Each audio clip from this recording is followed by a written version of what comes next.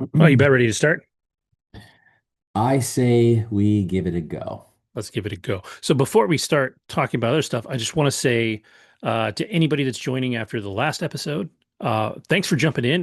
Last week's episode blew up beyond anything I had was ready for or imagined, and it was a big shock. And in looking at the numbers, it looks like it was primarily because of one specific segment, which was about the show Heated Rivalry. So uh, I don't want to say that it's like not our regular topic because we talk about, whatever we think is relevant at any time. It was really awesome to see that that was really cool. If you're joining us because of that episode, I hope you enjoy this one. Lauren's not here at the moment. She may be in this episode later. I don't know if she's going to show up. Um, and she's not on today, but she'll be on again. So if what Look the at look at that, it's that. like speak of the devil and she cometh. Speak of the devil and ladies and gents of the and just everybody in the audience, like that was not planned.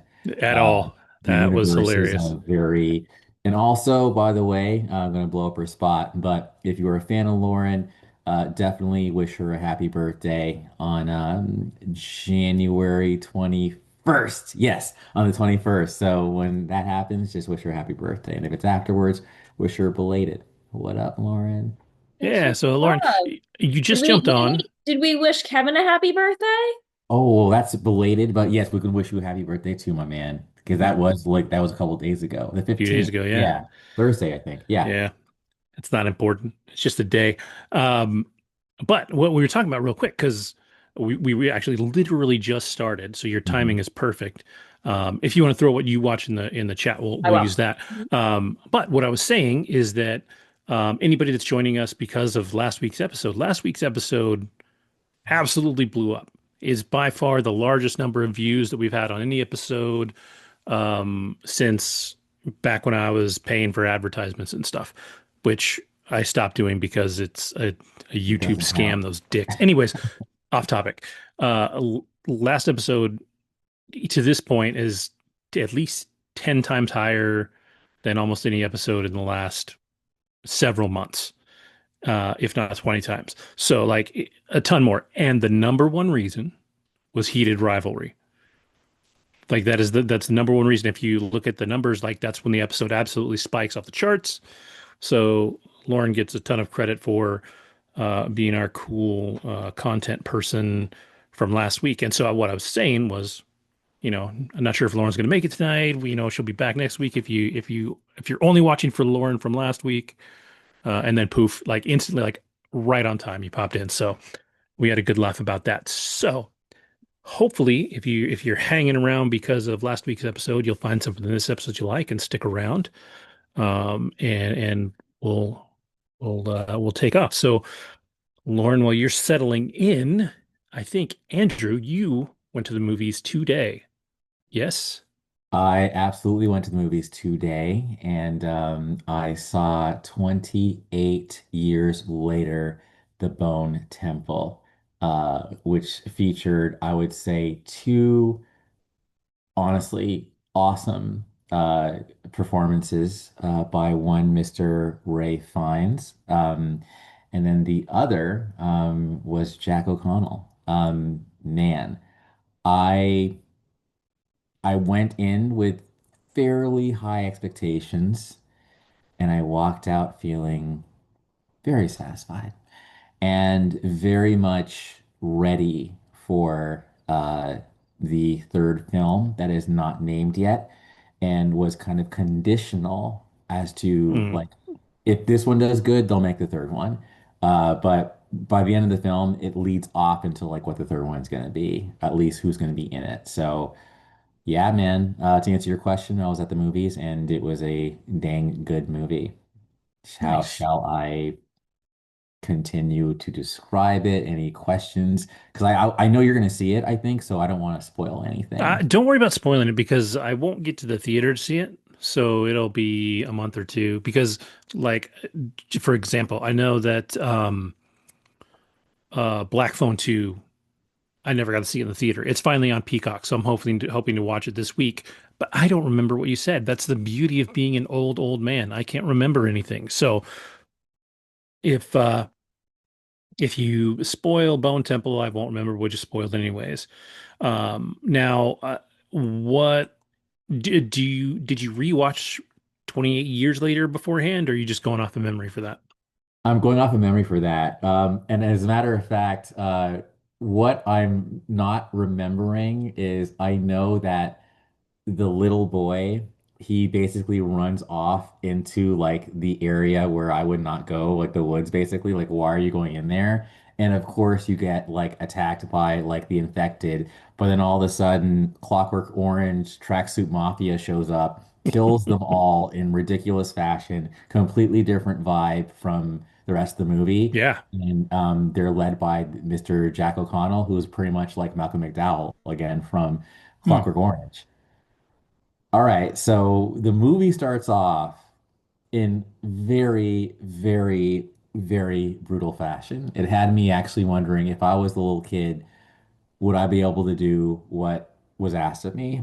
And basically, what Jack O'Connell says is, all right, I need my crew to be basically the shit. And there's only room for one, basically. So, or like, if you're gonna join our crew, you have to fight one of my people, and you have to fight them to the death. Oh shit. So, and they're all like older, and he's a little kid. And basically, yeah, like that's how the movie starts off. So from there, I do want to be spoiler free. So I'll just say from there, it's a lot of Ray Fiennes and the alpha guy. And that alpha guy who's like big and scary with, just all hanging out, whatever. Mhm. Like he's scary, but as the movie goes on, like Ray Fiennes being the doctor that he is actually morphing out, like morphining himself and the alpha guy and having full on like conversations and stuff. And he's really trying to rehabilitate him, trying to see if they can somehow, if he can somehow like cure this rage virus thing. And so that's a plot point that I think has a satisfying conclusion. From there, you also see that, Jack O'Connell and his crazy bunch. Have you ever heard the term Old Nick? I don't know if that's a UK thing, but Old Nick apparently in this film is like a name for Satan, right? Hmm. So Jack O'Connell basically calls himself the son of Old Nick, and they basically go around like torturing people, skinning them alive, and they're doing it all for old Nick. Like they're basically Satanists. And again, his character was from the first movie as a kid when his dad was at the church and like, and he grows up to become that. Oh Um, yeah, that's right. That's right. yeah. It's a So bit of the there's ultra violence, huh? ultra violent. A bit of the old ultra violence. And so basically, so I've set it up. There's the kid who has to like fight to the death to like join the crew. I'm not going to tell you who won. Then there's, of course, Alpha Guy and Ray Fiennes in the Bone Temple. Then there's Clockwork Orange gang led by Jack O'Connell. It's those three camps.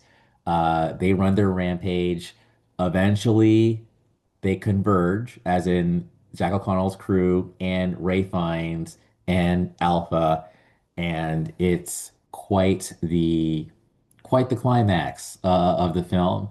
Uh, Nia DaCosta, she was the director of this film, and Mm-hmm. she's best known for Candyman, which was good. She also did, of course, The Marvels, which tanked, but whatever. I don't blame her for that. But this movie, The written by Marvels, though, I would argue the Marvels was good. It came out at the wrong time, and I November, think yeah, suffered a bit from being the all-female film, haters. at the time that it was. Yeah, definitely. And oh shit, I had a quote actually about haters. Funny enough, about what we're gonna talk about later. I think, do I have it here? Well, No, damn yeah. it.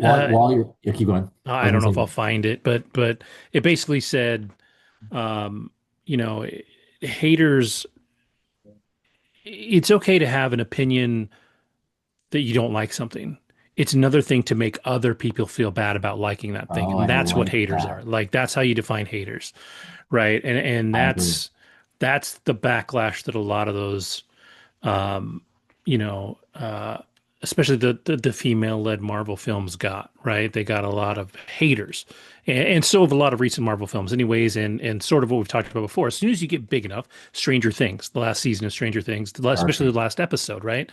You get this vocal majority of people that maybe didn't like it, but then they have to go out and vocally try to make everybody else not like it. Hmm. And that's like the definition of a hater. Because I think if you don't like something, That's one thing. yeah, because Mhm. not everything is for everybody, and that's Right. fine. Um, but yeah, so anyways, No, back to yeah. yours. So Nia, but it's like as I'm watching this film, it's just like she nailed it, but then she also, I think, brought like her own kind of sense of cinema to the movie. Like music plays a big role, but the best part about it, it's so UK. Like it's so Hmm. like you hear Duran Duran, you hear Iron Maiden, I think forget the others, but I was like, this is so British. Alex Garland again wrote the script. Hmm. I think and again I think that the last like 20 minutes of the film, I literally was like sitting forward in my seat. Like I was just like locked in. It's 94% critics, 91% audience. Nice. I wanted to clap when the movie was over. Nobody else clapped. I'm like, fine, F you guys. No, but like, but when I Could have looked at started the Rotten slow Tomatoes clap. score, yeah, right. But I didn't want to. But it was just like, I'm like, what more do you want, man? Are you not entertained? That was dope. Like, what are you guys doing? Anyway, but man, it's just better. It's better to go in without knowing. Because I mean, even like there are definitely some moments that are like, whoa, like that happened. Now I know you, Kevin. Like you're pretty good at like predicting plot points. So maybe for you, you'll be more of like, yeah, it was gonna happen. But for me, I was like, wow, and this changes the whole thing. Like the game has changed again. So atmospheric. Were there some slow parts? Yes, absolutely. But I think that again, that third act, whew, I'm just like, this is cool. And I think Ray Fiennes, honestly, if he gets nominated for something, good, because that dude can act. I'm He's so sorry, good. like he's so good. Like he goes from Voldemort to you know like priest trying to be the pope or whatever, and then like now this. It's just and I think he's able to go from like um professorial to like kind of savage like in the same movie. Like, yo, Yeah. dude. And the physicality of his acting. So yeah, I'm smiling. So here, hey guys, I'm just saying, if you're wondering about the Bone Temple, go see it. Do I think you absolutely need to see it in the theater? No, I think you could totally watch it at home. But if you don't want to be spoiled and you just want to be part of the whole zeitgeist of this 28 years franchise, 28 days franchise, go see it. I also want to give props to an actor named Erin Kellyman. Now, she was in Falcon and the Winter Soldier. She was kind of like she had a little bit of freckles. She looks Oh like she yeah, yeah, yeah. she was great. I think I just got chill. I think She she was was in great. Solo also, Oh, the good Han Solo call. movie. Yes, she's great. I loved her in this. And Andy Serkis's kid is in this movie too. Oh wow. And he has a good role too. Um, Yeah, I didn't want to spoil anything, but I will say, as you can imagine, there's a lot of death in this movie, and I feel like some people had good deaths, and some people had shitty deaths, and I'll just say that if the circus kid didn't make it or made it, whatever, if he didn't make it, at least he went out like a G. That's all I'm saying. I'm not confirming he died, but if he did die, he went out like a G. I was like, wow. Well, So, it's cool to hear that it's got a very British feel to it, to be honest, oh because yeah. especially the first film felt so like British made. The second one, while it takes place in London, all the actors are British and all that, it felt more um just more modern. Like it didn't quite have that gritty feel that like if you've seen like Lock, Stock, and Two Smoking Barrels or even Snatch or something like that, where Things feel grittier. I think Train Spotting was British too, wasn't it? Totally. Yeah, Yeah. and like so you got that gritty, like I'm used to that feel in the movies, and the first one definitely did. So to add, and even the trailers, actually, the trailers for this one made it look a little grittier than I think even the last one was. Yeah, no, this is grimy, dude. Yeah. This is so grimy. Like again, like that oh, like the like I was the opening scene was so like, yo, like but then I realized, man, that's how like 28 days rolls. Like at least for the second one. Like the second one opening scene, like you thought it was Oh, crazy. that And opening scene is crazy. so this one was also it didn't mess around. This feels very, I feel like everything's kind of coming full circle. So I guess this isn't a spoiler, I should say. But yeah, so you'll even see when you look, Killian's back, and it's cool. Like to finally Nice. see Killian Murphy back because he's Oh in yeah, the he's very supposed first to be one. back. That's right. Yeah, I forgot about Yeah. that. Yeah, they talked a lot So about him, and I remember for a hot minute there was a moment in the trailer where you see this one specific and it zombie. looks like Yeah, him. and I know. everybody thought that was him, and I was like, God, I Yeah. hope not. That would be such a waste of Killian Murphy. Um, So that's not a so I yeah, I'm not gonna feel bad with that one. That's not a crazy spoiler. He's back, and I feel like that's why I feel like this third movie has to happen now because we're bringing it back to like, you know, where where it all where it all started. began. Yeah. Yeah, that's cool. I am really excited for it. I was really surprised at how much I enjoyed the first 28 years later. Not that I was necessarily worried, I just didn't know what they were going to do. And I know that Boyle he didn't direct this one. Um, was it Danny Boyle that made the first two? Yes. Yeah. And actually I feel like they've collaborated, Danny I and think he Bob. produced the third one but didn't direct it. He had a hand in it for sure. Like I don't think he just handed it off and ran away. I'm pretty sure he was involved in the films. Now, Um, yeah, totally. Yeah, he's still around for yeah, sure.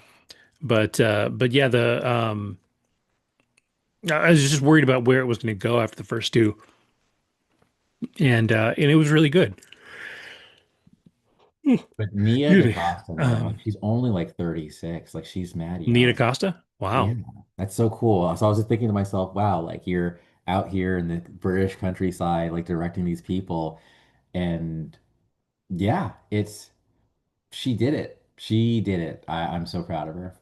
And she's Yeah, American. yeah. I think she's quietly building up a really nice resume. Because like you said, I think The Marvels was underrated. That movie was a lot of fun.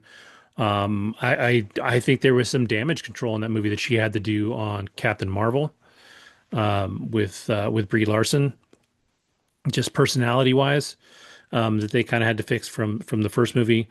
And I enjoyed it. It was different, and it wasn't perfect, but I thought it was at least at the time one of the better Marvel films villains. of that Yeah. phase. So it's Um, funny. I remember a couple things. Despite being a box office bomb, it became the highest grossing film directed by a black woman. It's still oh, so that's right. that's kind That's of right. cool. Yeah. But then I also remember, I'm pretty sure she was like, I was told like Kevin Feige told me what to do or something to that effect. Like it was more like, yeah, that's not really me. Like I'm just more like Yeah. It's just executing. 100%. I think it was just about the boundaries that she had to work within because Yeah. she didn't have pure creative freedom like you would on most other projects. There was when working in Marvel, especially, there are very, very specific guidelines. And Mhm. if you want to get around those, you've got to go through Kevin in the first place. So, yeah, I do remember seeing something about that. And it was definitely not easy for her, but I did think that movie was solid. Not mind-blowingly great. It wasn't an endgame movie or anything like that, but it was good. Check this out. I just confirmed. Yeah, no, Danny Wool did come back. So he directed the third film, Oh, he 23. directed the third one. Okay, And okay. then and Alex wrote it. So now I want to see who's gonna write like the third one. 60 million budget, box office 151 million. So that's good. It was For a the first success. one, right? For yeah, the Yeah, this one first already time. had, looks like just for a day so far, it had 5.6 million. Um, so it's off to a decent start. I would imagine the budget's probably similar. 63 Um, million budget, yep. yeah. And then 6 million so So far. it'll have Yeah. to run for a bit to make its money back, but we'll see. So yeah, Hmm. that's all I got, man. All right, cool. Well then, we can move on from that one. I think we'll have Lauren go next. And Lauren, I've heard a couple people talk about this, and we have Jen in our friend group that talked about it for a hot second, said she watched it, but I don't know anything about it. But I've seen a little hype about it in the last week.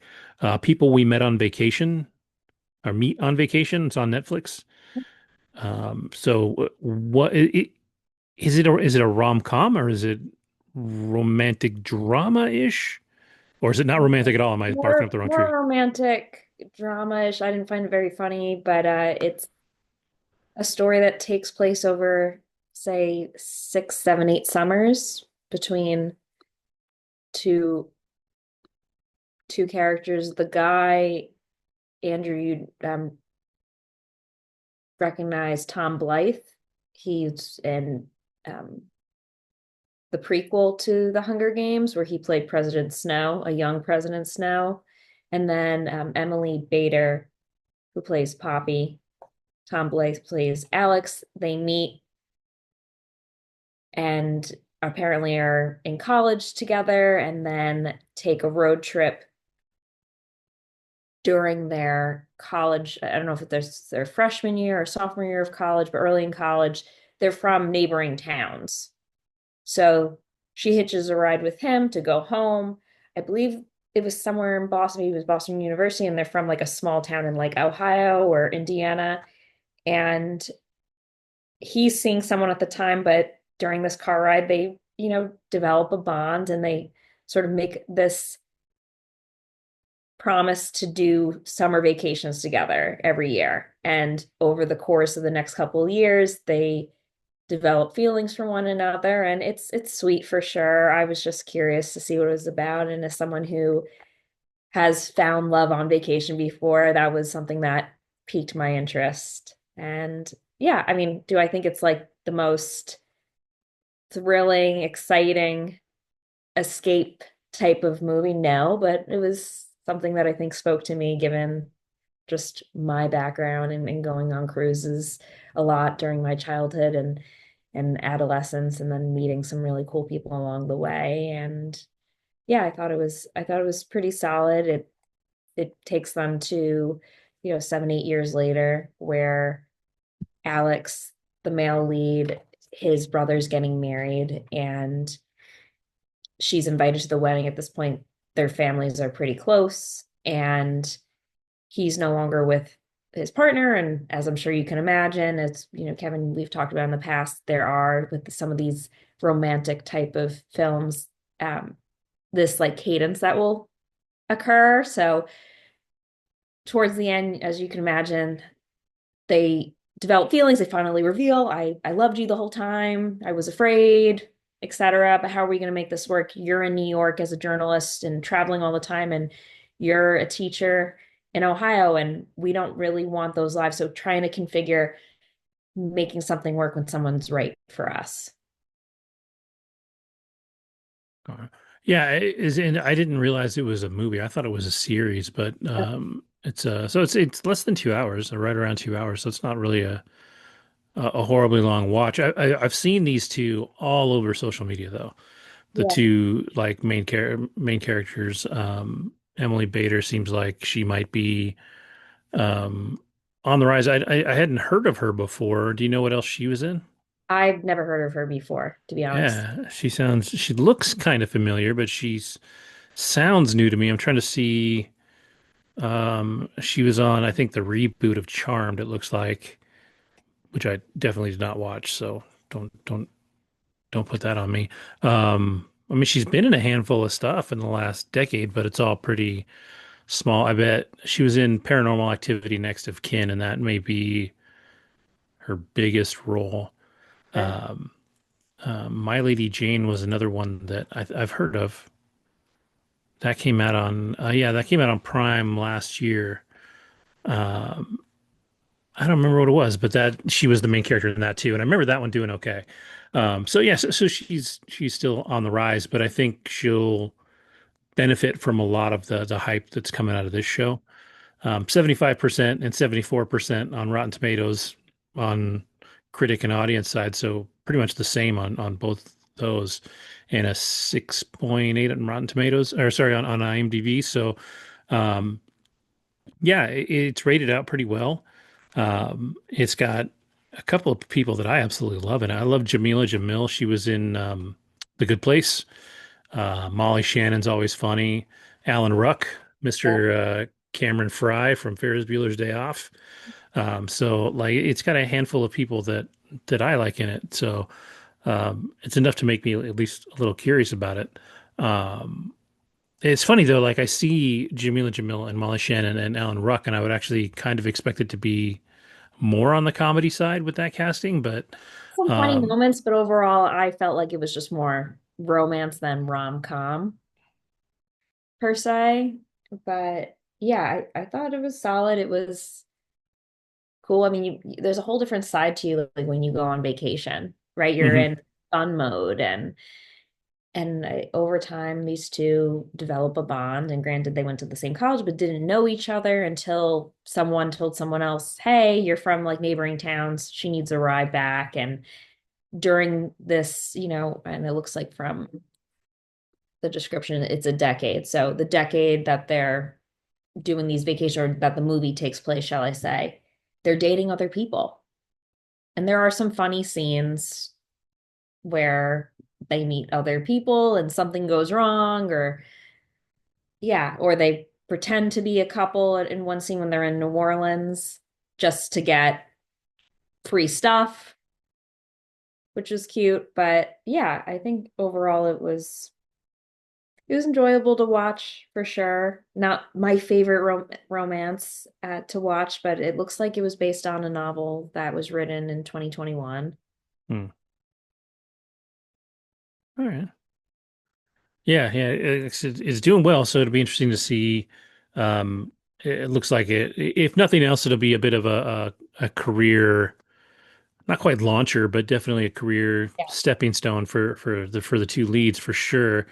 And the girl that plays Sarah looks familiar to me too, but oh, she was in White Lotus. She was the daughter on White Lotus. She was what's his name? Jason Isaac's daughter. Um, so that's where I've seen her. Oh, and she's in The Conjuring. The Devil Made Me Do It. So she's Like been in a couple of Sarah things. Yeah, Catherine Hook. yeah, yeah. She's been around. Yeah, yeah. It'll be interesting. Like I said, if nothing else, it's a good stepping stone in a career. I think Netflix isn't the worst place to make those steps, So, especially now that they own Warner Brothers. You meet somebody and that is going to help you branch out. So it'll be fun to see these guys all move forward. 100%. Um, cool. We can move away from that one, and I think Andrew, I'm going to pull you in because we're going to nerd out for a minute, man. Um, yes, sir. I think you said you are about 1.5 episodes in, and I am in the same boat. Did you finish the second episode? I did finish the second I did episode, so not now we finish the can second so episode, we but can just not talk about the whole second episode then. we Because talk about, yeah, I mean, we talk about a little bit at the beginning of it. But it's funny. I'm seeing two sides of the coin on the review of this thing, and the two big ones. One is that it's great. The other one is that it's too woke, right? Like I've seen that in a few, and most of it's from a few like random stills. Like they take a still of the captain slash what is she? She's not the captain. What do they call her? The Chancellor, chancellor. yeah, Chancellor. And then she has um the woman. She's I don't know. She's like half Klingon, half something else. And then there yeah, was yeah, like number one, yeah, yeah. And then there's a not so slim white lady next to her that has a short haircut. And people are like, it's so woke. And they're showing this one picture. I'm like, that's literally like a 3 second scene. Like, cool your jets. Yeah. And if you look on IMDb, the ratings are in already 4.8 on IMDb as a series. 4.8 out of 10. 4.8 with 5.1 thousand reviews. Um, And it looks like, judging by this bar graph, that almost half of them are ones. yeah, that see, So so yeah, that is haters. hateration. Hmm. And exactly, we're on the same page. And honestly, I feel like it's terrible that, so many like the toxic fandom is real, and I do think though that there is a break. Like the whole term new Trek, like NU Trek is like anything that's not Berman stuff is like now just whack. I think Hmm. Enterprise is probably like the bridge, and then after that, it's all like the daggers can come out. Now, check this out. I will fully admit when I saw like the ads for the show, I was like, yeah, I don't know, right? But my boy Eric, what up, Eric? You know Eric Overman. Eric hit me up on that's Lauren. Lauren knows him. He hit me up on Facebook and he was like, "Yo, like the show's dope, right?" Not his words, but anyways. And so I watched the first episode. I'm totally in, and I'm in a good mood even to this day, right now, on this show because of how good it is. I think are there woke elements? Yes. Do I Yeah, for think sure. like actually for me, um Carice Brooks, I'm sure you're dope. She's the one who has like kind of like the Afro puffs or whatever. Like Hmm. I think her character is a little like I when I found out why your character acts that way, it made me like you more. But at first I'm like, what's up, man? We haven't heard Tilly in the show? Like what? Like, no. But anyway, now I'm being an asshole. Calm down, Andrew. All right. So let's start with this. Holly Hunter.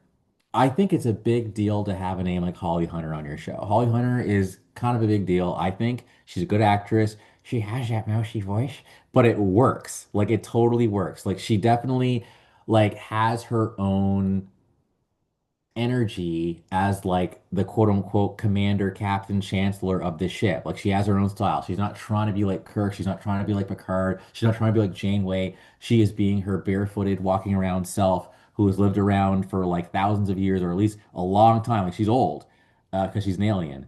And then Sandro Rasta, who plays Caleb. Man, you are a star, dude. Like Yeah. you've only been what like two things. I think I already looked you up, dude. You've been in like two things. This is like your second thing, and like you're a star, dude. Like you are a star. So I'm gonna go. I'm gonna it, go. I want. Can I will yeah, go jump in ahead. a second. Jump in a second.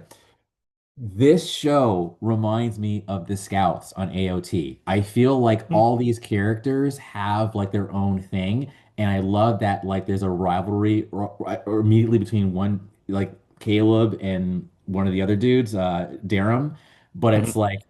it's like Aaron and John. So anyway, it's good. So I gushed for a second.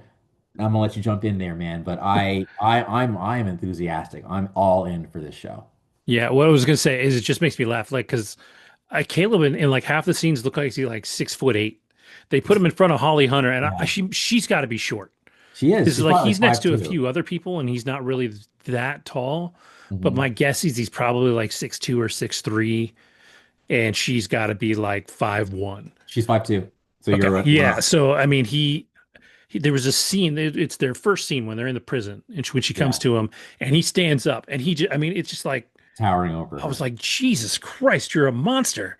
And he's not really that big, but putting him next to her does a good thing because it shows she's actually not intimidated by him in that scene, Correct. which gives you a sense of her toughness, right? Correct. I worry, like I like the show and I like the characters. Um, I especially like the female characters that we've met so far too. Yes. Is it Genesis? Is that her Correct. name? Genesis. Genesis. Mhm. And then the one that we just meet in episode 2, the Betazoid. Oh my God, I really like Terima, her. yo, She and seems she's like in. yeah. I don't want to spoil anything. But anyway, but anyways, like, let's keep it real, right? First of all, Betazoids are dope, because Yep. like maybe they're all hot. I don't know, but Leanna, Deanna, not Leanna, Deanna Troy's good Lord, right? Well, her mom But was feisty as all shit. right, Laxwana Troy. Yeah, yes. she was a crazy person. Because they're so like she even says like we have naked weddings. Like anyway, but no, but Tarima Sadal, the Betazoid, is gorgeous. And I Yes. feel like if her and Caleb get together, gorgeous couple. Right. So that's cool. It's cool seeing the Doctor like Hmm. from Voyager back, and he's funny. Um, but really, going back to even why I like it so much, like just even the motivation behind the show, as far as Holly feeling guilty because he was separated from his mom and it was her call to have that happen, for her to feel that guilt, to look for him every day and finally find him for the, and then their actual chemistry. Like when Hmm. you finish the episode two, like you'll be like, I don't know what happened, but like their chemistry is like it's fire. Just as like a surrogate mom in a Yeah. way, and Yeah. he's like the surrogate son. It's Well, you great. notice who his mom actually is, right? I have to look it up again, but it's somebody famous, Tatiana right? Maslany. She That's was, right. She-Hulk. She-Hulk. yeah, which Yeah. I people are going to remember her for that, and what people should remember her from is Orphan Black. Okay. If you want to see top tier Tatiana Maslany work, go watch. Um, oh, what the Orphan hell did I Black. just say? Orphan Black. That show is great. It's really good, especially in the earlier seasons. It gets a little wonky kind of near the end, but um, she's fantastic. In that show, she plays multiple clones of herself that Hmm. don't even know they exist. Okay. So like they start running into each other. It's crazy. Great show, and she does an amazing job.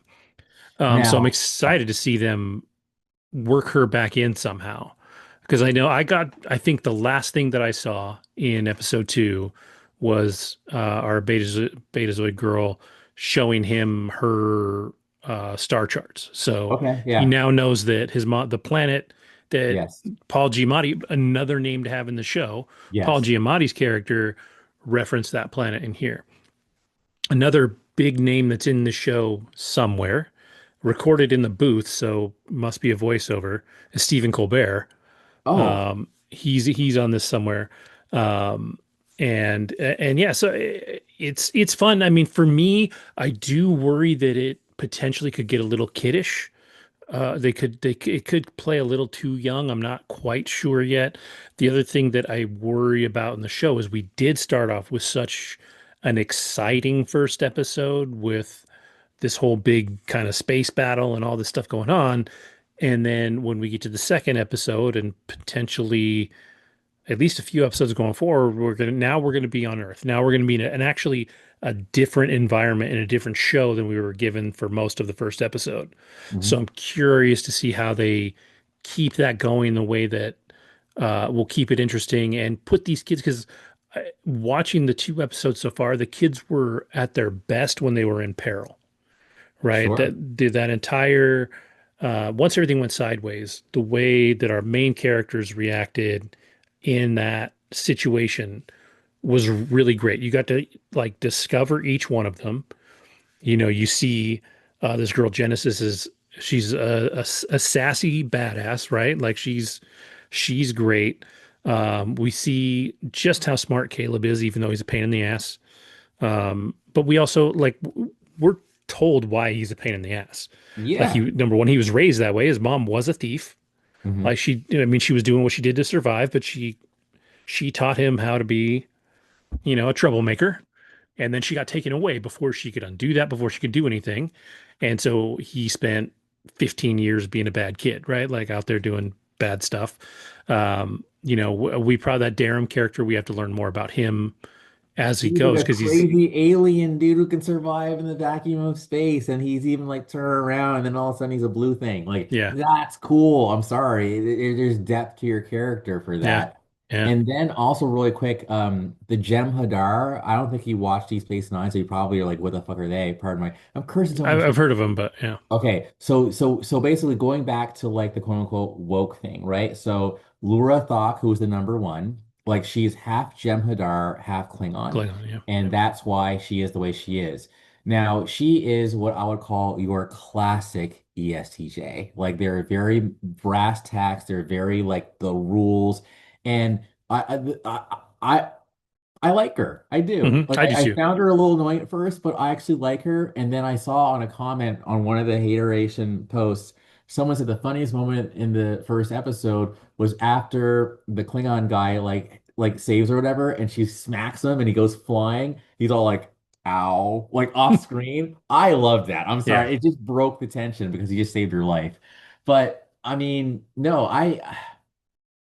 The difference, the difference between this show and I'd say Discovery, like seasons 4 and 5, is I do feel like Discovery felt a little forced. And I'm sorry, and I feel like that's when things go wrong. Whereas I feel like here, it might feel forced to some people, but I feel it feels more organic to me, like every like she's a Jem'Hadar, like she's a Klingon, like that's who they are. Yeah. And then as far as like, Caleb goes, she's whatever, like everyone's there for a reason, and they're not just there for like representation purposes. Yeah. Again, the only one who might be is the hologram, with that. Like that's kind of like, come on, man, like really. But she's still useful as hell. It's almost like it's terrible. But it reminds me of that whole people saying, well, Rudolph the Red-Nosed Reindeer is bad because basically what it teaches you is diversity only works if you can find a use for you, right? To me, that's kind of like, well, that's life. Sorry. Again, I deal with reality. I do, So it's like, yeah, that made you special, Rudolph. Now you're the shit. No one's singing songs about Donner or Blitzen or whoever. Like they're singing songs about you. Own that shit. Okay. There's nothing wrong with the fact that the world doesn't necessarily give a shit about your difference until you actually give it a reason to matter. Otherwise, Yeah. it doesn't matter. I'm the cynical one, everybody. Sorry, but I'm a realist, and I think that when you do a reality, you can make your reality happen. All right, I'm Yeah. off my soapbox. Yeah. The other couple of things that I've got. Number one is I do think the show needs to pick a tone. It's a little all over the place tonally. In some places, it tries to be too funny. In the second episode, just specifically the camera work was weird. You had moments where it felt like a traditional show, and then all of a sudden, when these two are having their moment, Caleb and the Beta Z girl, the camera does some weird shit and gets all like they obviously move from steady cam to hand cam, and it's in their face and bouncing around, and it feels different than the rest of the show. And that they might have done that on purpose, but at least for me, I didn't like it. I didn't quite like understand why we're making that change. And then it just needs like I don't know if there's too much humor, but it goes from serious to a little too much humor and then kind of back and forth. And I think some of that will come and get cleaned up the longer these people are in these parts, right? We're going to figure out exactly how to write their humor based on the actors, and I think that'll level out. But I think it'll have to. It can't stay too cheeky, and it can't stay. This one can't be too serious either. I mean, we are dealing with early 20 somethings generally across the board, right? So they're definitely younger, and they're going to do young dumb things, and so we've got to let them do that. But it's like you said, it's got to feel authentic, Yeah. and that has to be there for sure. The last two things I'll say before we move on, if you want to move on, is like I do think that shows tend to like find their footing in season 3. Honestly, I feel like season 1's always like a Stranger Things is an exception. But season 1 is usually like, okay, we're really trying to find ourselves. Season 2 is like, okay, we're sort of getting there, but like we're still not quite there yet. And then season 3 is like, bam, we're off to the races. And I do Yeah. think Lost season 3 is like, dude, go But ahead. I think the when the shows are the exception, it's because they're exceptional. And I think even though you bring up Lost, like those characters they evolved into the characters they were in season 3. But when Yeah, that show started, every character was who they were supposed to be in that opening true. season. To be in a totally different lane, I watch a show like Superstore, or you watch a show like The Good Place. Like you take comedies, watch The Good Place, watch Superstore, watch. Um, I just had one in my head, but I forgot. Oh, Schitt's Creek.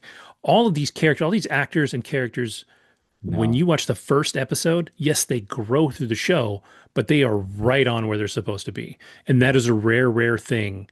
And this show, I don't think quite has. I do think Holly Hunter's character is pretty spot on. I think she feels like that character. I think these younger actors have a little more growing to do as actors Mm. to necessarily be perfect for what they're doing. So yeah, I think this show will grow as it goes.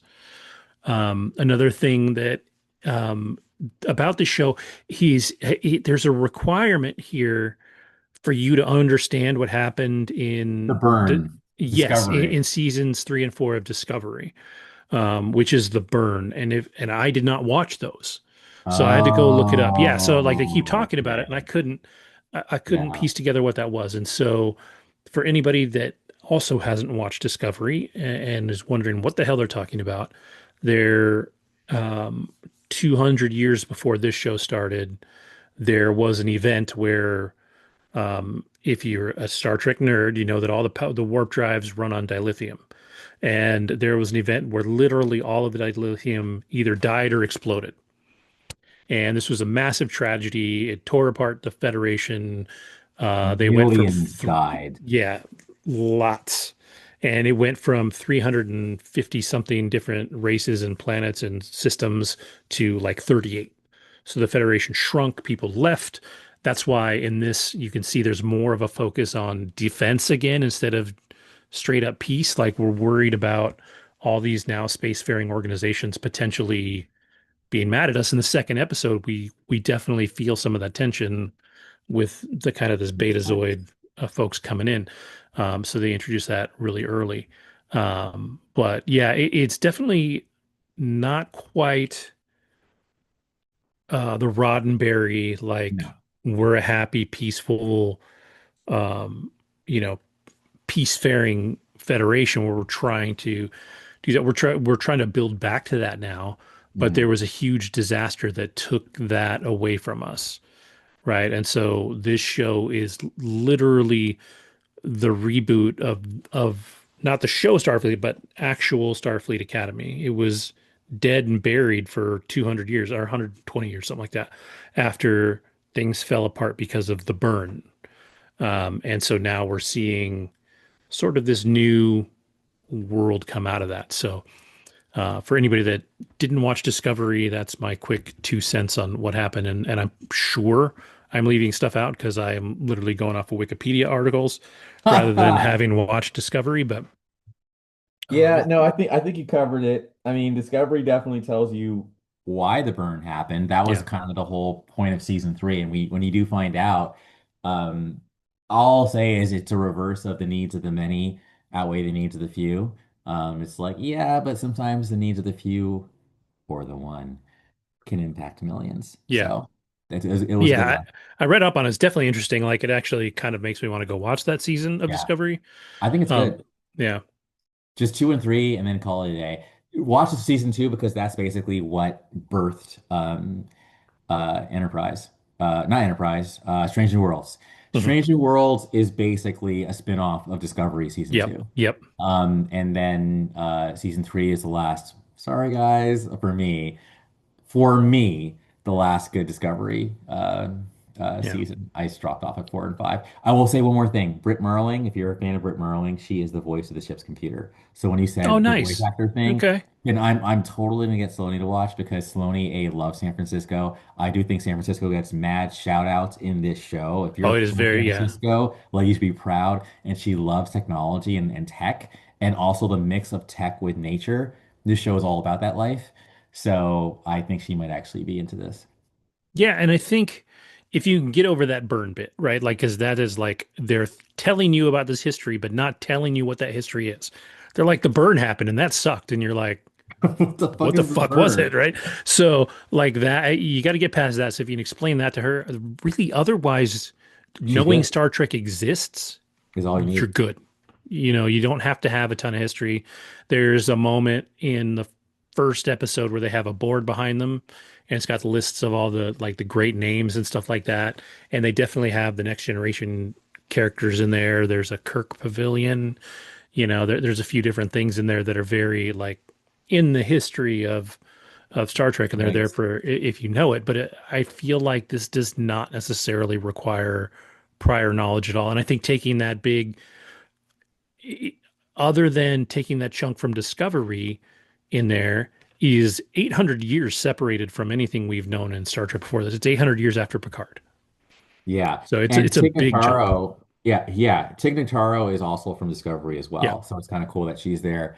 Yeah, no, I guess so. So thank you, everyone, and thank you, Lauren, for letting us nerd out. I could talk more, but I forgot what I was going to say. So we'll just keep watching the show, man. But I'm all in. I haven't been this excited since really Discovery. For me, I loved season one and two of Yeah, Discovery, I and did I think too. it's the same thing. Oh, you Yeah, you did watch those two? I did watch season one and two.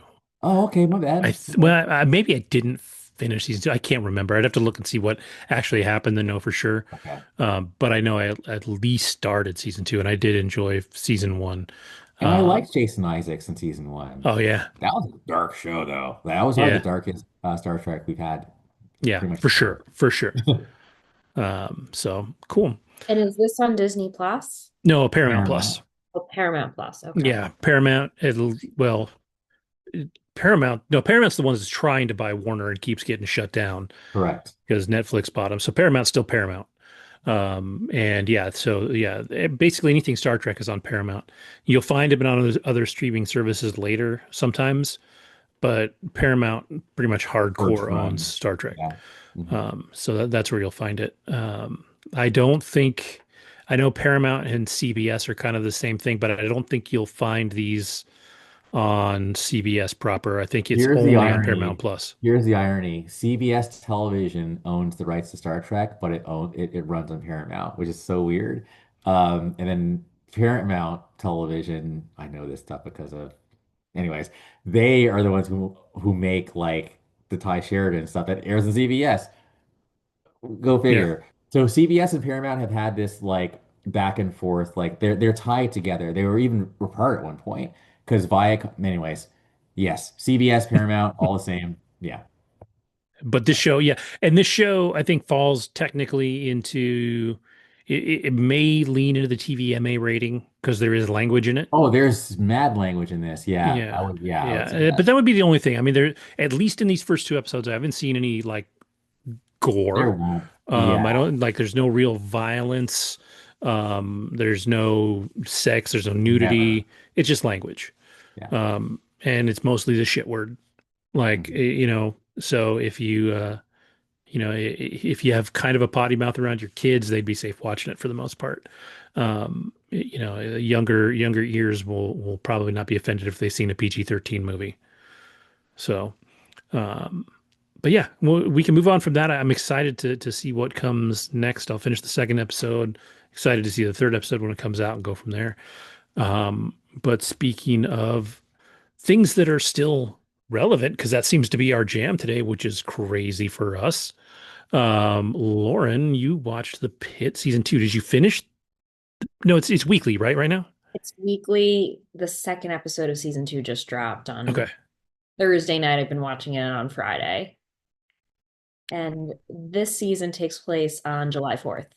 that's right. Yeah. So I don't know if they're going to do another like 15 episodes where initially it was like a 10, 12-hour shift, but then it ended up being extended due to a certain circumstance in season 1. I'm sure they have something interesting planned for season 2. So far, it's really great. There's a lot of different like storylines going on. And keep in mind, this is all within the hospital in Pittsburgh, Hmm. in the ER. So you've got returning doctors and then one new attending doctor who is definitely very different in her approach than Dr. Robbie, who was played by Noah Wiley. So that's an interesting storyline in terms of just how they oversee their residents and just their approach to medicine as well. So yeah, it's pretty interesting. Even just like the cases that come in. Unfortunately, like there's a baby like in the first episode that just gets left in a bathroom. You have a homeless man who smells really bad and they take him into a shower. And then you've got some more serious things like, like heart attacks and people that get hurt on the job. And then they had one guy who gave himself 2 shots to get an erection, and he had an erection for like 8 hours. So they came in and they actually showed his penis and how they go about, I guess, draining blood so that they can fix him, etc. So yeah, they have a little bit of everything. Oh, this is pretty funny. This woman who took super glue, to try to glue lashes, her lashes to her eye. It's just like dumb shit, you know? Yeah. Exactly. Where it's like, okay, but that's a real thing. People will do things like that and end up in Oh, the hospital. yeah. My dad, or not my dad, my uncle was a Seattle EMT for a long time, Mhm. for like decades. And people do dumb shit. People end up in the ER for some really, really, really stupid shit. Um, like All the it's stuff up the wild, butt. Yeah. what people will put into their bodies and the places in their bodies they'll put those things. And it's Uh, not just the dirty ones. Like it's just weird. Like people just do oh, the weird nose. shit. I know Nose, someone. ears, like I know someone who put I'm not going to out them, but they know who they are and they might be watching this.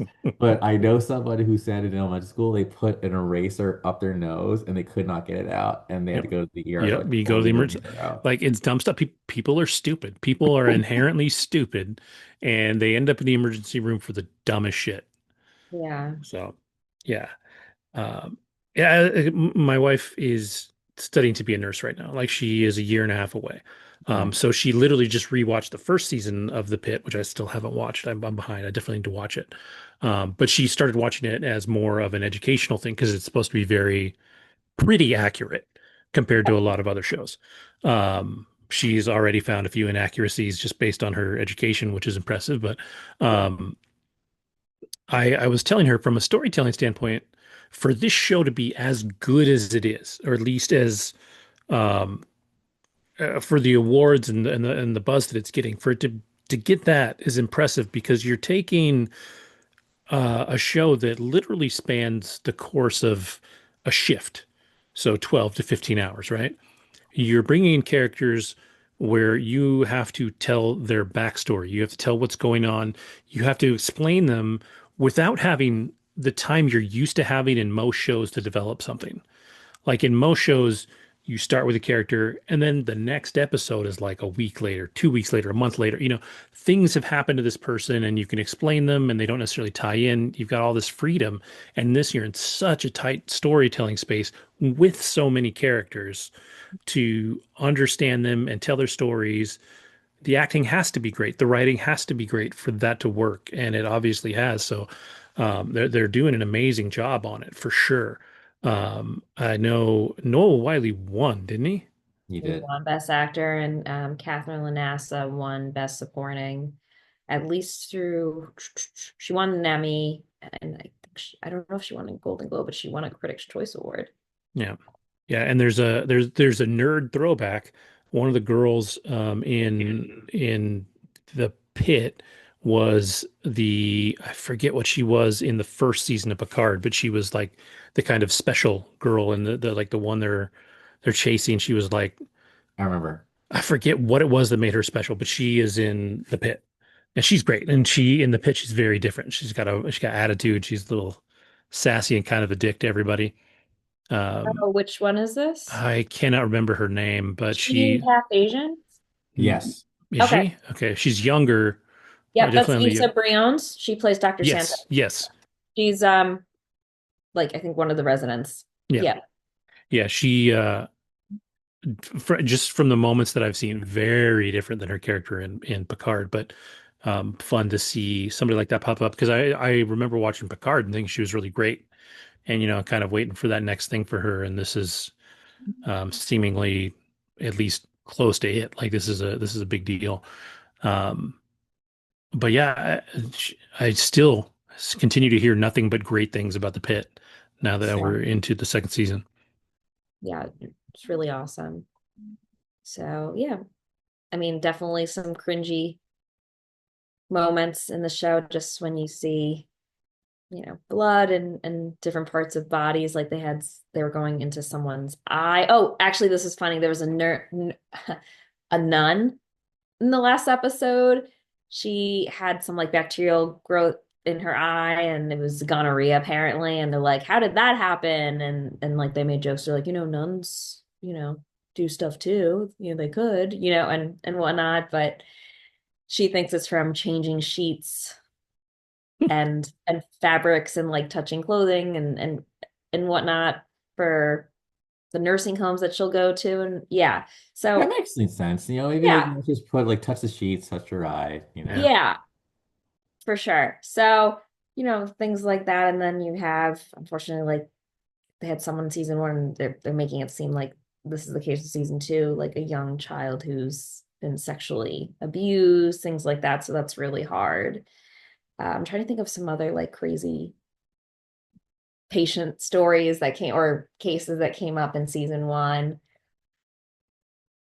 There's, I feel like every episode there's like five, six, seven, and then they're having people wheeled out, wheeled in. It's just there's so much. It's very fast paced, which I enjoy, but Yeah. there's just so much to recall. Like even in the first episode, I think you saw like eight, nine, maybe nine patients just in the first episode. And keep in mind, it's like 60 minutes. Yeah.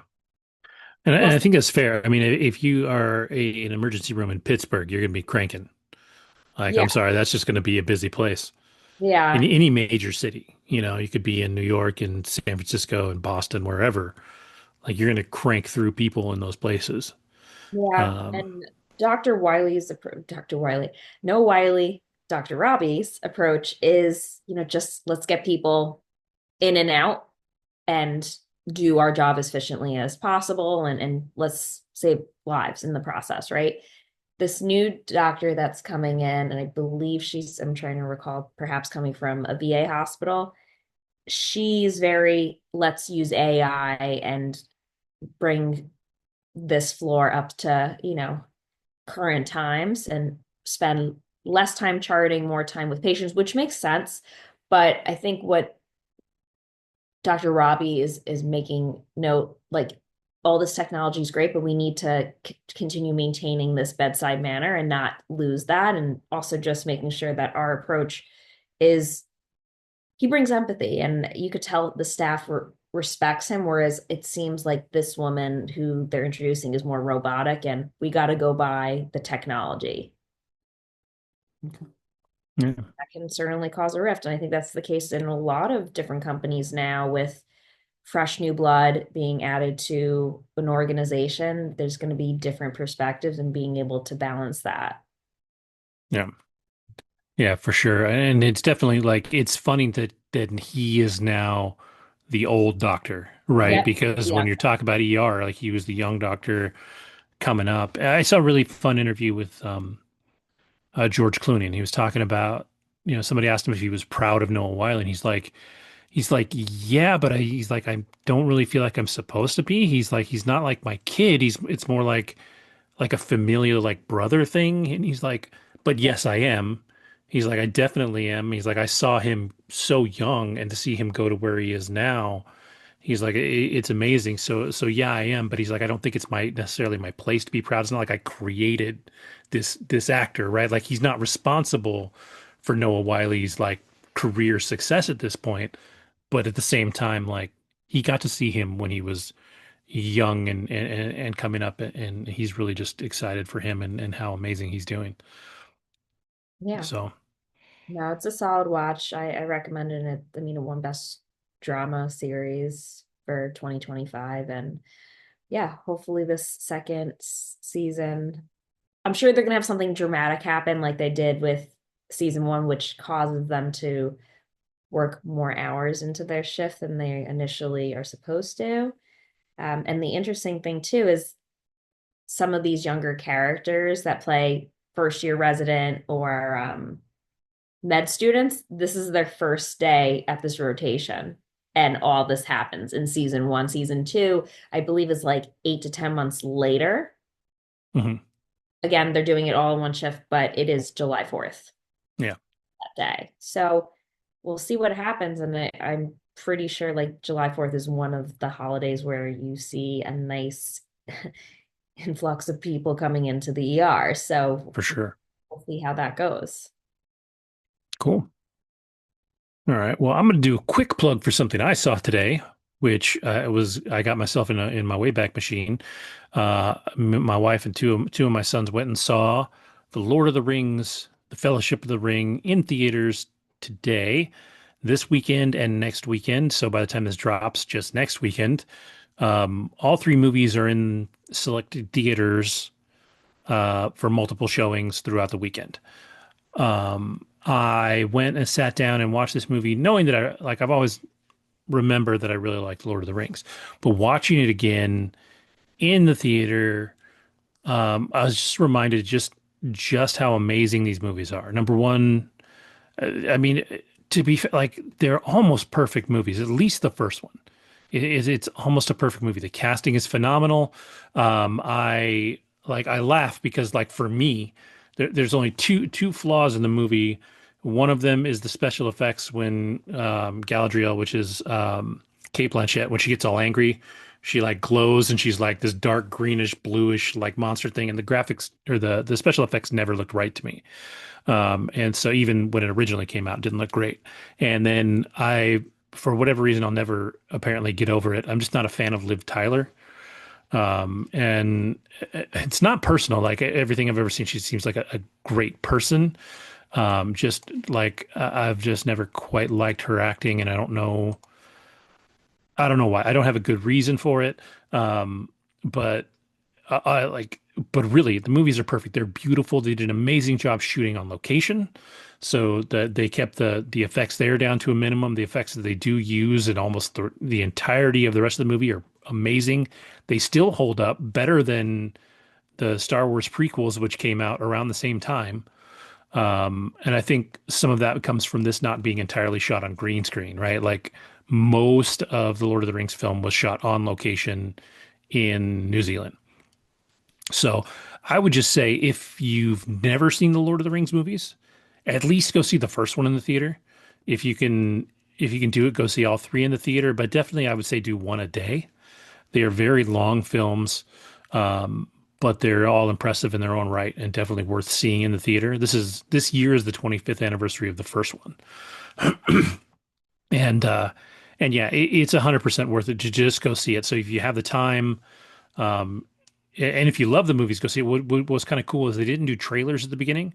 There was a small, like 10-minute, just kind of almost like fireside chat from Peter Jackson.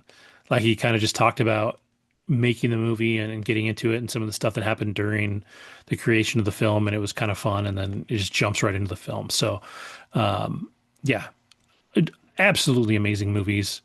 Um, Great storytelling, beautiful settings. Acting is perfect. Vigo still is amazing. Was it? I can never remember his name. Frodo. Elijah Wood. Elijah Wood is great. Like it's so good. It's so good across the board. So go check them out. And then Lauren, I think you got one last thing. You saw an off-Broadway play. Yep. Off-Broadway play, won the Broadway Rush on Thursday to see a show called Data. Let's go with Data. It stars, well, four people. Brent Spiner. It was at, pardon? Nothing. Sorry. I said Brent Spiner, but that was a nerd joke. Keep going. Oh, I get you. Thank you. All good.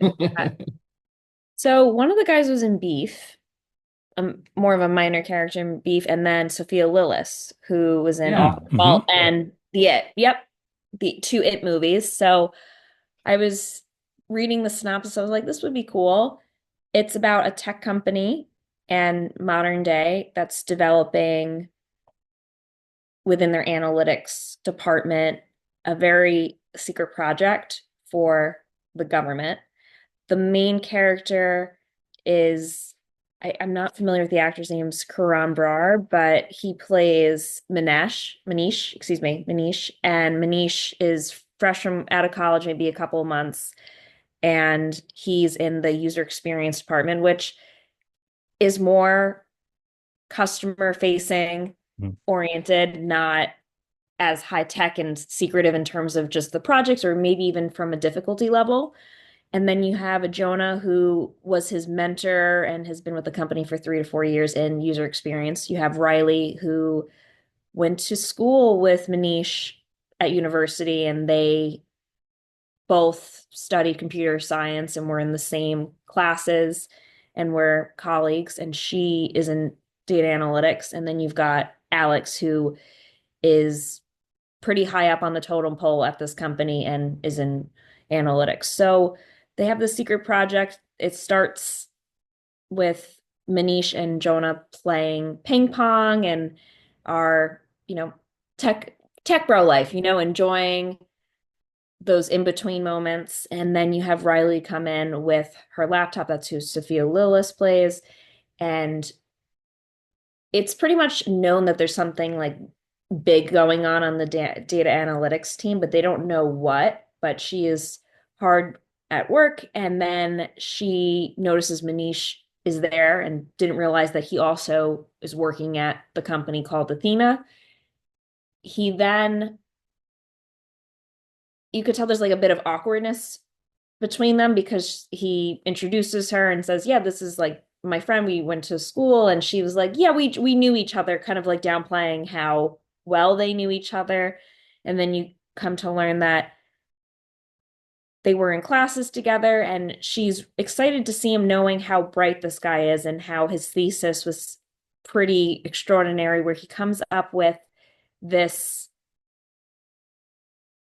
equation or this, I want to put it correctly, but he has like this formula. Let's go with the word formula that indicates just like someone's success at stuff. And his particular thesis is related to baseball, but as he communicates throughout the show, can be applied to real life, and just how someone does performance wise can indicate their future performance.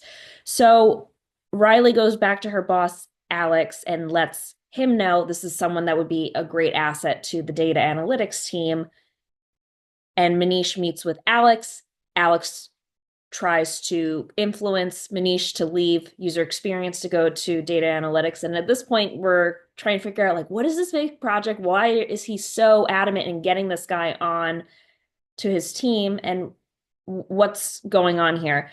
So it gets, because you're realizing like this is something serious, what's happening. You come to find that the project is coming up with a formula that they can provide the government so that they can indicate for immigrants who will be a successful, positive contribution to America and society, which Manish, when he hears what the actual project is pretty stunned and a bit confused and scared, because how can we create a formula that doesn't show, like, we're all flawed as individuals, but if we just take things like Facebook posts and they reference Facebook social media, something that someone did in their teens, that doesn't mean that they're, whatever it may have been, that was rhetoric that was said that was maybe not exactly the most positive, or let's say geared towards I love my country, etc. Let's say it's something that was perhaps a hot take. That should not be an indicator whether someone gets to start a new life in a new country. So him and Riley talk about it. He feels a certain way. You come to find that Riley intentionally invites Manish and brings his name up because she wants to expose the organization for the dangers that will come with this A formula, and if it does get embedded into their software, and B, if this actually gets out into the government, because this will limit opportunity in the future for immigrants. So yeah, it's an interesting show. I think it exposes a lot of things that happen in companies and how there's a lot of projects that are secretive, and also just a question of morality. Is what we're doing the right thing?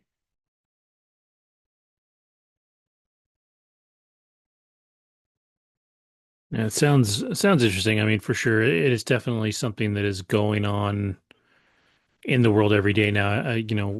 There's an algorithm for everything, Right. and try and figure out who's going to be what and all that. So it's definitely an interesting take. It looks like it's 100 minutes long, so it's basically a movie, right? Like if you're going An to hour and sit a down half and on watch it, yeah. stage, uh, all like within like this very tech-like type of room. They move the furniture around. They have a ping pong table, but I think the thing that I found to be fascinating is that this guy Manish uses his formula and then uses the data on his own parents, who are doctors and pretty prestigious in terms of just their career choices. And he said, based on his formula, they would not be accepted into the US. Hmm. And that alone makes him think, I don't want to do this, and I shouldn't have to share my formula. And this is very dangerous. And then them coming up with a plan to expose, and then yeah, I don't want to give it away, but I thought it was fascinating. And some plays can drag on, but this had my attention from start to finish. And there was also between bits, you would have different scenes, and then it goes dark. And then as they're changing the furniture into the next scene, you've got like lights going around the stage and like techno music, like boom, boom, boom, boom, boom, like. So that was fun, but I don't know if it will be released onto Broadway. I think it's very relevant given the prevalence of AI and just these conversations of the dangers of surveillance and data in general. And when is it crossing the line when Does it it comes to, feel like a show that would could eventually be turned into a movie? I think Well, so, yeah. definitely. I think they can take it a step further because where it ends in the show, he gets caught, Manish, but you don't see like how he moves on. But Alex, the guy that's high up on the totem pole, his boss, finds out that that he is planning to expose the project. And he almost, I mean, at that point, he tries to bribe him, saying, I won't turn you in or send anything to HR. If anything, I can write you like a letter of recommendation, and you could just go back to like UX for the meantime. Like you're off the project, but we can't have you expose what we're doing. And knowing that there are bad things that happen in this world and at companies, and people will leave, but they have to keep this secret. Or if it does get exposed, obviously lawsuits happen, and it can be very dangerous, especially if you are not from this country and you get put into a situation like that too. So it's like, on top of that, this main character Manish is first generation American. His parents are from India, so talks about that. And yeah, I think it's something that if it's not directly relatable, we're seeing it on the news every day with what's going on in this country with immigration. And yeah, I thought it was a topic that needs to be talked about. And knowing that, is there technology that's going to be indicative of what determines someone's faith and path moving forward when it comes to whether or not they get to live a life in the US. Yeah. Yeah, it'd be interesting. It'd be interesting to see if they do take the turn to make it into a movie because it feels like a topic that um would be would be interesting and would be relevant. But when you only do it in the theater, it doesn't necessarily get as many eyes as it would if you put it into film and put it out there. And especially in today's world, it would make a great Netflix or Amazon Prime film because it would 100%. I see get out something there right like away. this like on Apple TV doing like very, Hmm. very well. Yeah. Yeah, it'd be interesting. Yeah, British playwright too. The woman who like wrote and directed it, like she at the beginning of the show was like, "Hi, I'm director. I wrote the play, and this is the first time we're doing this version because they're still in previews. So Mm-hmm. we'll see how it goes." But side note, I got really so I don't really see that in Andrew. I don't know, like when you lived in New York, if you saw a lot of celebrities. We actually talked about this on a previous episode, but I just don't see too many celebrities. And I'm not saying in the shows, but like, walking Hmm. in NYC. I just haven't really encountered that too much in the almost 5 years I lived here. However, while I went to this theater, off-Broadway theater is in the West Village. So sort of makes sense why someone would want to go to this versus a theater in Times Square. I'm online with my friend, waiting to get in. We had to pick up our tickets at the box office. And I looked behind me. You guys aren't going to know this guy, but I'm excited. I saw Ben Ehlers is a character on The Gilded Age. And gentlemen, I was fangirling so hard. And it's so funny because my mom and I were literally talking about this character, this actor a few hours prior. He's going to be in Death of a Salesman starting in March or April of this year. So he's taking his first, I guess, I don't know if this is his first Broadway show, but I mean, he's actually listed for coming to Broadway soon with Ben Ehlers. And he's just such a great character on the Gilded Age, particularly in this most recent season. He has such a growth experience in terms of wealth and being able to go from butler to millionaire. And yeah, I just look behind me and I see him and I wanted to say hi so bad, but I didn't want to bother him. But yeah, that was really cool. And he was in the audience, in the orchestra. And I told my friend, I was like, this guy's in my favorite show. And yeah, that was pretty cool to see this person who I see on television, online, like in normal clothes, not in the 1880s, 1890s outfit, butler wear, whatever we want to call it, in his wardrobe costume. We'll call it wardrobe from the show. So yeah, it was pretty awesome. Yeah. Yeah. The one time I was in New York before moving out here, I remember just walking down the street and Liev Schreiber was just like, oh, somewhere having lunch just outside. So And it's cool. just funny. Like you just see them and you're like, oh shit, like they're real people. Like they exist and they do normal shit. Yeah, But yeah, yeah, they're not everywhere, but they're out there doing their thing and really trying to have a relatively normal life. It's not always easy. totally. And I feel like a lot of them live maybe in like the West Village or East Village, but like a theater like that, it's a much more smaller environment where you're not like thrown into Times Square with less people on top of you. So I get it. And I'm wondering if he's friends with one of the cast members too. Mm. Awesome. For me, it was Michael C. Hall. I was walking in Central Park, and had I watched Dexter, I would have said something, but I would have felt like a phony. It'd be like, "Hey, what's up? I've never watched your show, and hi." Yeah. So, but like, it was a trip just seeing him walking his little poodle by himself, like, and like we locked eyes for a second, and yeah, you know my face, like, he knew that I knew who he was, but he was just like wasn't phased. I'm like, cool. And I just kind of nodded and he nodded, and then we just kept walking. That was it. But again, for me, again, just seeing Bokeem Woodbine, you know who he is, in my lobby here in Vegas was nuts. Like Yeah. that is so random. But yeah, no, yeah, they are out there. They are absolutely out there, and it's cool. There's others I can think of, but they're not coming to me right now. Yeah. Yeah. Yeah, my other one was funny enough. I talked about it on the show I think before, but my very, very, very small town has a fair Yes. every year, and the guy that plays Captain Pike on Strange New Ensign Worlds, Mount. Anson Mount, yes, who I actually liked before that from his show Hell on Wheels. He was amazing, um, but dude was walking around with his family at my fair, and I was like. But part of you wants to go up and just be like, "Hey, you're doing great work, blah blah blah." But when they're out with their family, I'm like, I really just want them to go and be with their family. Like that's what they're there for. They're not out there to be recognized. And I think it is interesting. I think one of the coolest like celebrities I've seen talk about is Billy Bob Thornton.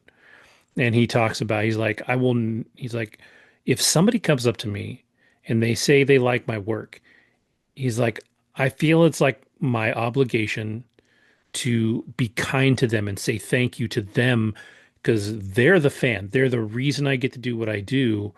And he's like, I want them to know that I appreciate them for, watching and enjoying the things that I do. And so it was really cool to see kind of his take on that. Because I know a lot of people don't. A lot of people get really, really pissy when you walk up to them. And to be fair, those people probably have people walk up to them all day, every day, in every damn thing they do. And it's probably frustrating.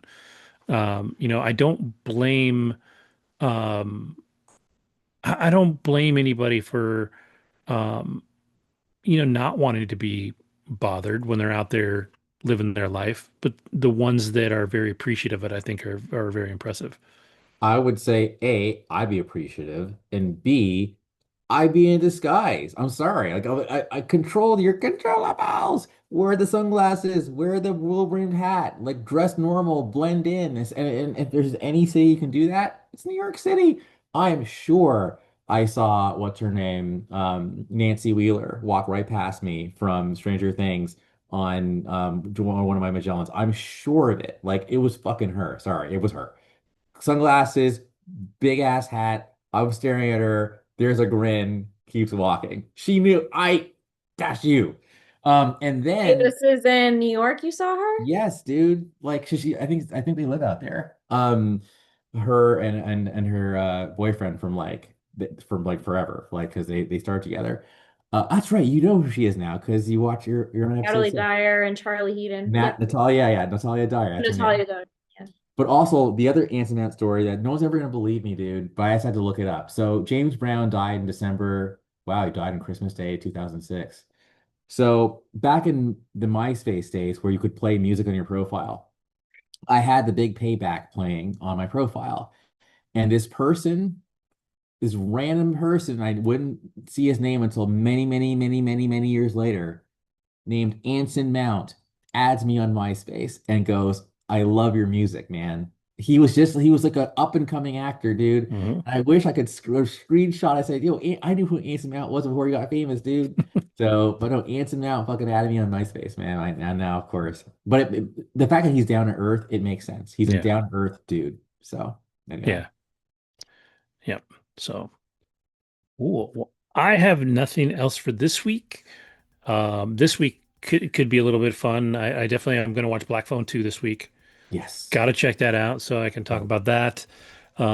If you've ever watched the show before, you know that my guilty pleasure is Love Island, and Love Island All Stars season 3 starts on Peacock in the United States as of last night at 9 p.m. So I'll start watching tomorrow, and I will be thoroughly addicted for the next 6 to 8 weeks or however long it runs. So that's going to be fun for me as the big loser nerd that I am. More Enterprise, more Fallout, not Enterprise, more Starfleet Academy, more Fallout. And I feel like there was a couple of new things that dropped in the last couple of days that I need to find too. So there's a lot of content coming out to watch for sure. And I don't know, is there anything coming to the theaters the next week that you guys are trying to make it to? Not right now, but I mean, I'm forgetting something for sure. Yeah, I feel like there's something that's out that looked interesting, but I can't think of what it is to look. So, but then with that, I will say thank you to everybody for watching. Thank you for listening. Have a great week, and we'll see you next time.